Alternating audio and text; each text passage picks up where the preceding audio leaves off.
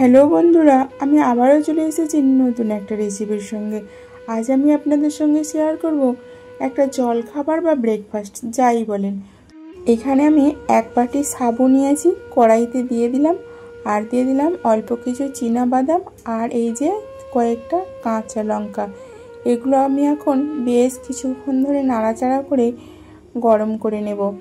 গরম মানে ভাজা ভাজাই হয়ে যাবে। দেখুন বাদামটা তুলে আমি দেখিয়ে দিচ্ছি, একদম প্রপারলি ভাজা হয়ে গেছে। এই যে খোসাটা ছেড়ে যাচ্ছে। এটা সম্পূর্ণরূপে ঠান্ডা হলে তারপরেই কিন্তু আমি মিক্সার গ্রাইন্ডারে দিয়ে দেব, দিয়ে একদম সুন্দর মিহি করে গুঁড়ো করে নেব।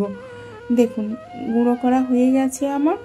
এই যে আপনাদের দেখিয়ে দিচ্ছি, বাদাম, লঙ্কা, সাবু সবই কিন্তু খুব সুন্দরভাবে মিক্স হয়ে গেছে, খুব সুন্দরভাবে গুঁড়ো হয়ে গেছে, ঠিক যেন সুজি টাইপ, তাই না?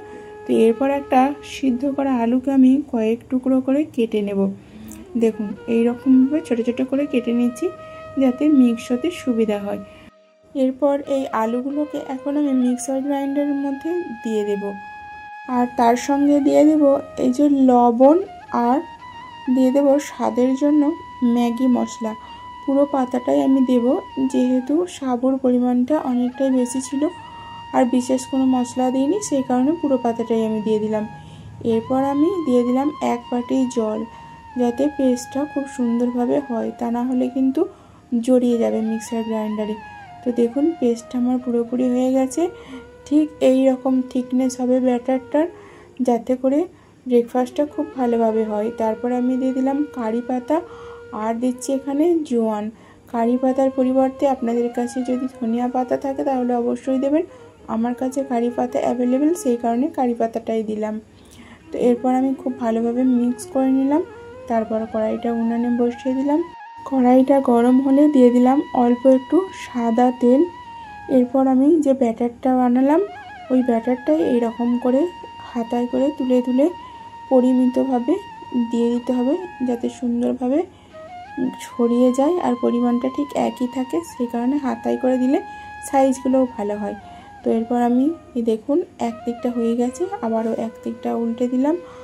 এখানে আঁচটার দিকে অবশ্যই খেয়াল রাখতে হবে যাতে মিডিয়াম থেকে লোয়ারের দিকে থাকে, কারণ বেশি হলে পুড়ে যাবে বাইরেটা আর ভেতরটা কাঁচা রয়ে যাবে।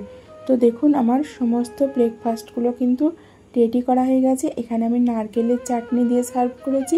আপনারা যদি নিরামিষের দিনে করে থাকেন তাহলে অবশ্যই দইয়ের সঙ্গে চিলি ফ্লেক্স আর বিট লবণ দিয়ে একটা ডিপ বানিয়ে নেবেন। বন্ধুরা আজকের রেসিপিটা আপনাদের কেমন লাগলো অবশ্যই কমেন্ট করবেন। স্বাদটা পেতে হলে রেসিপিটা ফলো করে অবশ্যই বাড়িতে বানিয়ে নেবেন। সুস্থ থাকবেন, ভালো থাকবেন বন্ধুরা। আজ তাহলে আসি, আবারও দেখা হবে পরবর্তী ভিডিওতে নতুন একটা রেসিপির সঙ্গে।